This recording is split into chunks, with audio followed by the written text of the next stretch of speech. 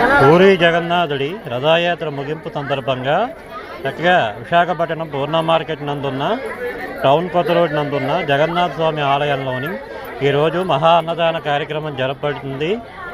చూసారా, భక్తులందరూ కూడా చక్కగా స్వామివారి ప్రసాదాన్ని స్వీకరించడానికి తండోపతండాలుగా వస్తున్నారు.